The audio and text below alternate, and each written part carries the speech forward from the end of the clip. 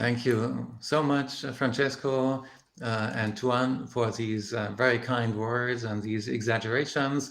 And thank you for mentioning this recent report that I wrote about the annotated history of modern AI and deep learning.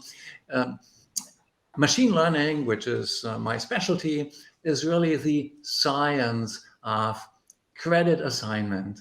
And this new survey credits the pioneers of deep learning and modern AI, and it's supplementing my older 2015 deep learning survey, which won an award from the journal Neural Networks, which already has 800 references, but this new one is adding some, because some of the things that happened since then require, again, a certain repositioning of the history that we have experienced so far. Some things have become less important, other things have become more important. And I will say a few words about that. And finally, to round it off, the survey also puts things in a broader historic context spanning the time since the Big Bang until when the universe is going to be many times older than it is now. And maybe we'll have a little bit of time to talk about that.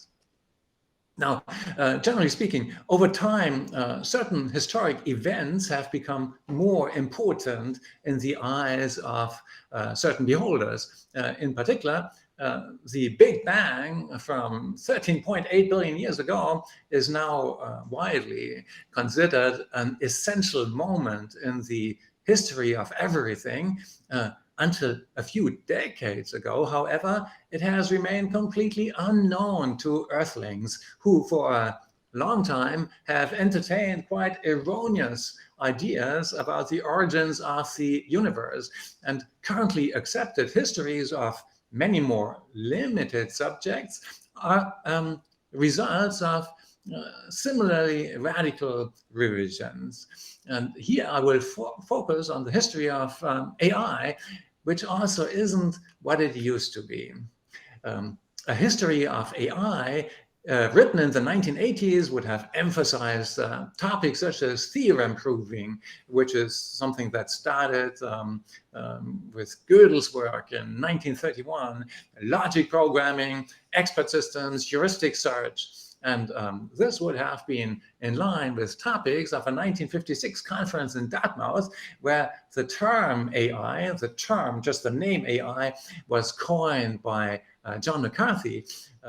But practical AI dates back at least to 1914, when Leonardo Torres y Quevedo, the Spanish guy, built the first working chess endgame player. And back then, chess was considered as an activity restricted to the realms of intelligent creatures. And AI theory, so not practical AI, but AI theory, dates back at least to 1931 to 1934, when Kurt Gödel himself identified fundamental limits of any type of computation-based artificial intelligence and computation in general. Now, a history of AI written in the early 2000s would have put more emphasis on topics such as support vector machines and kernel methods and Bayesian reasoning, which probably should be called Laplacian reasoning, actually, or maybe Saundersonian reasoning, according to historians of science. It would have focused on decision trees and ensemble methods and swarm intelligence and evolutionary computation. Why? Because back then, such techniques drove many of the most successful AI applications. But now, 20 years later, a history of AI written in the 2020s must emphasize concepts such as the even older chain rule, which goes back to 1676. And deep nonlinear artificial neural networks trained by gradient descent, in particular recurrent networks, where there are feedback connections, which make these recurrent neural networks general purpose computers, which can run any program that you can run on your laptop. Why? does history have to experience such a re-emphasis on certain things and de-emphasis on other things?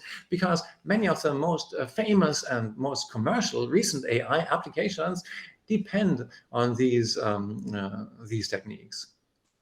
So the recent neural network concepts that have become so dominant in modern AI are actually conceptually close to topics of the Macy conferences in the 40s and early 50s, and the 1951 Paris conference on calculating machines and human thought.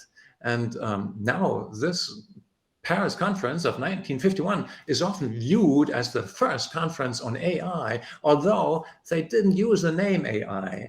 Much of what's now called AI back then was still called cybernetics, with a focus very much in line with modern AI based on deep learning with deep artificial neural networks, which have become so successful in thousands of applications that everybody has now on his smartphone in his pocket.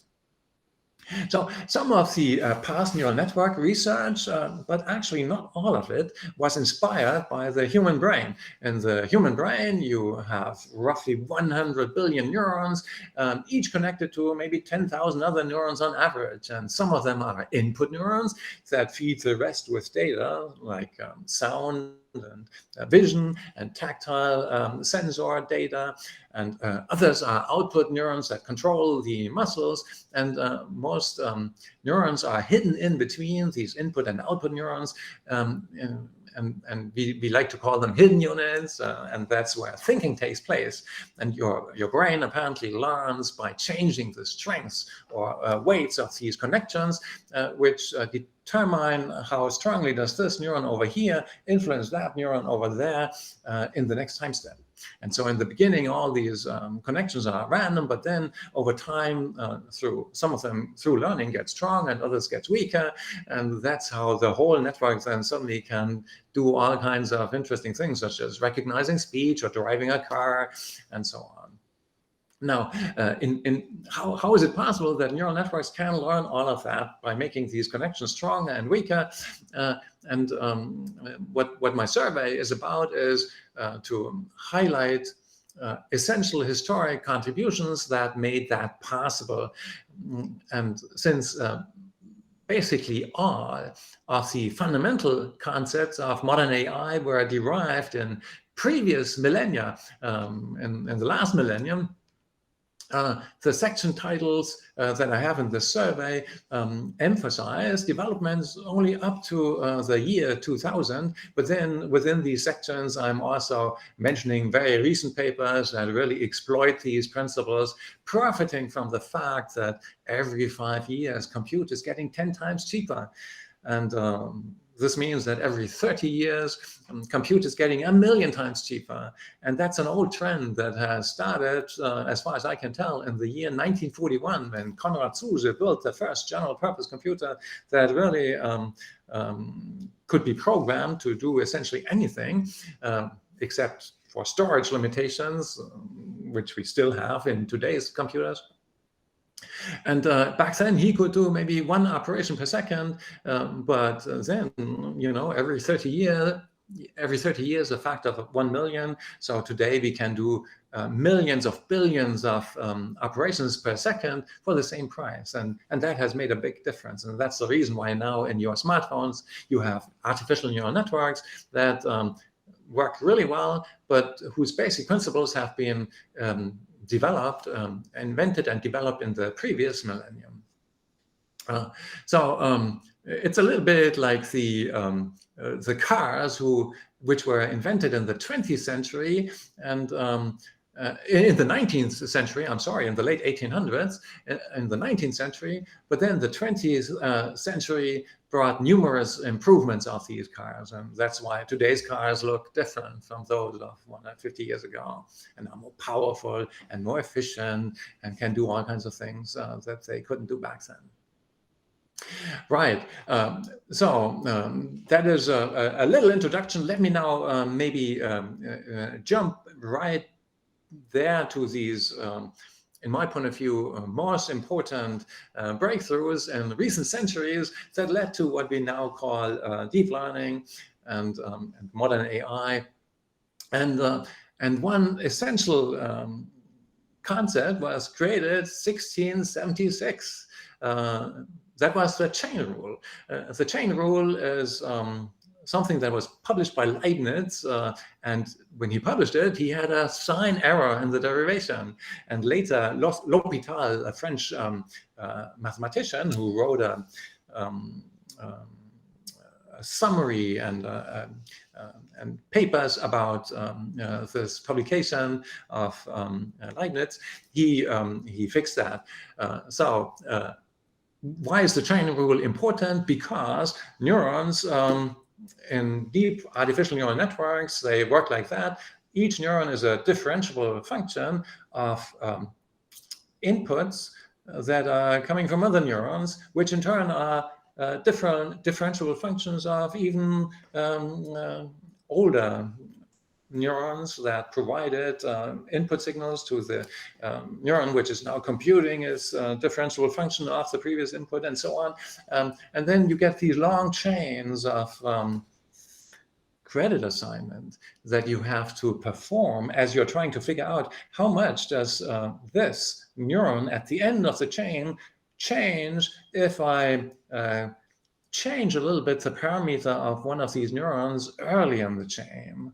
And that's what the chain rule is able to compute. So it's essential, it's simple calculus that you have to understand for computing that, and it really goes back hundreds of years. Then some people think that neural networks as we know them today, they were maybe invented in the 20th century, but no, this really started around 1800 when Legendre, French mathematician, and Carl Friedrich Gauss, when they had the first linear networks, the first linear neural networks as they would be called today, but back then they weren't called linear neural networks, they were called the method of least squares and linear regression, that's what they were called, but it's just the name that has changed because the devices that they had back then looked exactly like what we call linear neural networks today. You have inputs and you have outputs, and in between you have connections, and on these connections there are weights, and then you have an error function, which is exactly the error function that people use today like crazy, and you have a way of adjusting the weights such that the error, the difference between what this network computes and what it should compute is minimized. Oh, it's exactly mathematically the same thing, just the name has changed. Then, more recently, in the 1920s, between 1920 and 1925, the first recurrent neural networks emerged. And recurrent neural networks are really important because without these feedback connections, you don't have general purpose computers in form of neural networks. So you need these feedback connections to make them general purpose such that they can base their current computations on previous computations. The first architectures of this type were created in physics by Lenz and Ising in the 20s. So the Ising model, as many call it, that was published in 1925, and its properties were analyzed. And then it took several decades until this non-learning recurrent neural network architecture was made adaptive. And the guy who did that was in Japan, Shunichi Amari. In 1972, he published this learning recurrent network, which 10 years later was republished and later has been called the Harpfield network, although it should be called the Amari network. And then in 1958, another important concept was created by Rosenblatt. Rosenblatt had a multi-layer feed-forward perceptron. He is maybe more famous for something called a perceptron, but the perceptron is just a single layer device, which is a lot like the old linear networks from 1800 by Gauss and Legendre, except that it has a threshold function attached to it, such that it can do classification, either yes or no, for example, in response to these inputs. And what I like about Rosenblatt's work is something that goes beyond that, because Rosenblatt also had deeper multi-layer perceptrons.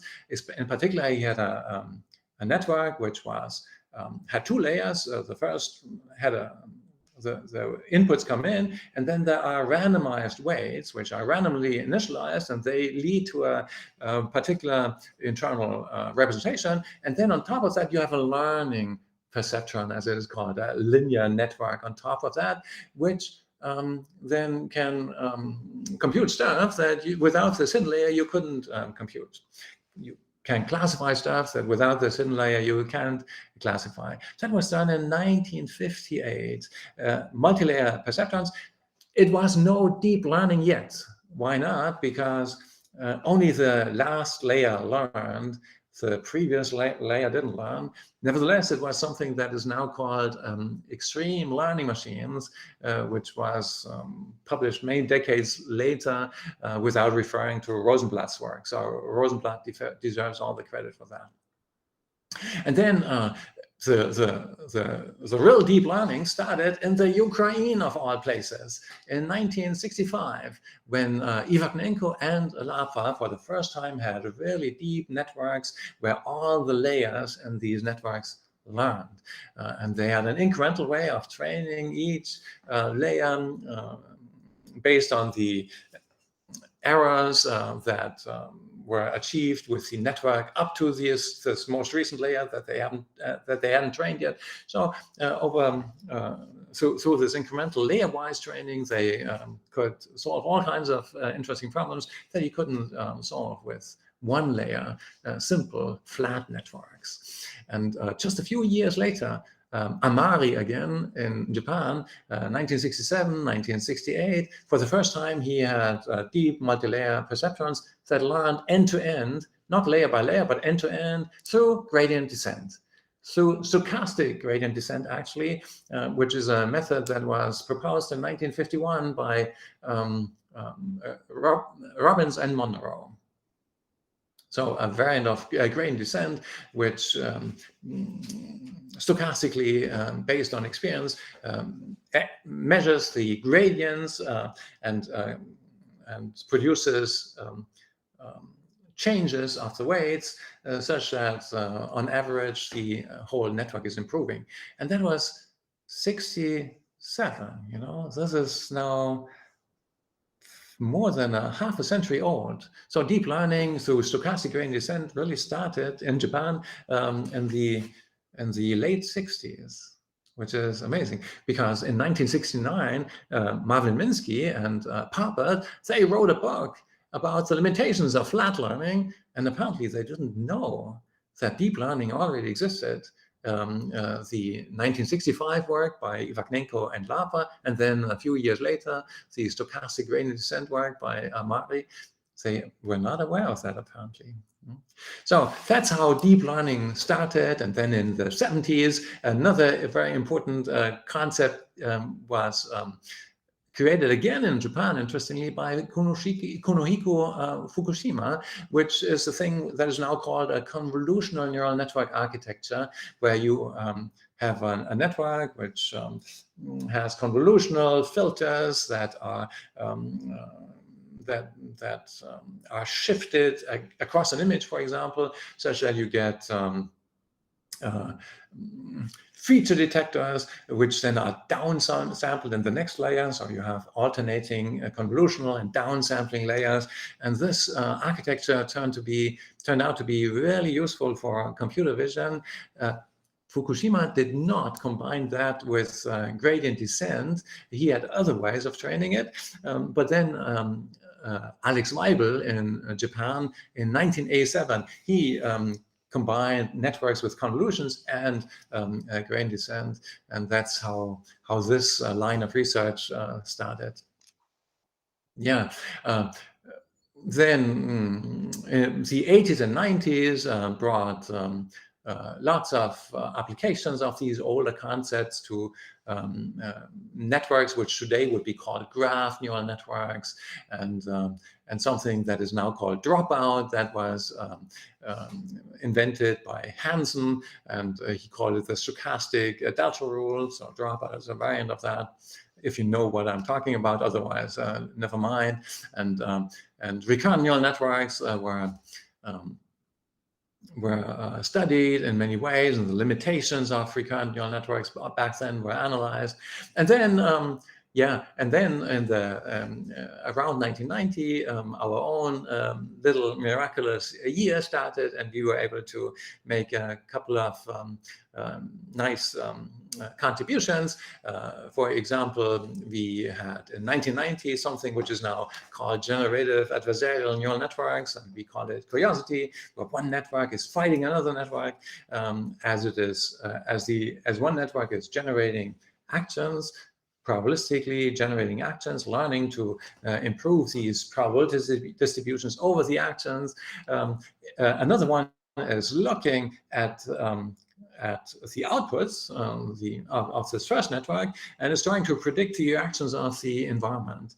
And the environment is therefore being modeled by the second network. And now the first network wants to generate data which the second network finds surprising. So the second network is minimizing exactly the same error function that the first one is maximizing, and this concept has become very popular also for creating fake images of real people and stuff like that.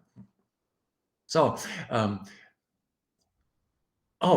I forgot something really important, which happened in 1970, shortly after Shunichi Amari did the gradient descent, the stochastic gradient descent, because that's when in Finland, Seppo Linnainmaa developed what is now called backpropagation.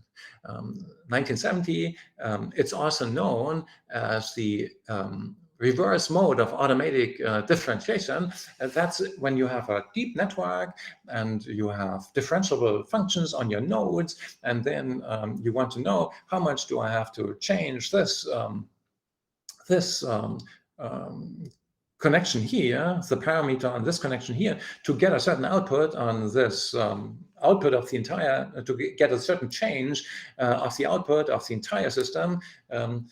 So again, this chain of credit assignment has to be implemented there. And basically, this method of Linnainmaa, which is now called backpropagation or reverse mode of automatic differentiation, is implementing the chain rule of 1676 by Leibniz in an efficient way for these deep networks, such that the forward pass through the network costs exactly the same computationally as the backward pass.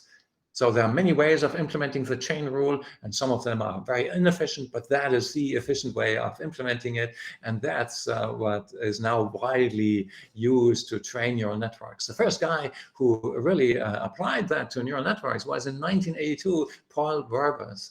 And then other people used it for many applications, and today it's widely used. It's one of the basic ingredients, the basic tools of all of neural network research. Yeah, and so in 1990, then our good year when we not only had these adversarial networks, but then also something which is now called transformers with linearized self-attention. So if you know what a transformer is, ChatGPT, which is a famous recent program that has taken the world by storm, is based on something called a transformer, which is a particular neural network, which has a clever way of translating inputs into desired outputs.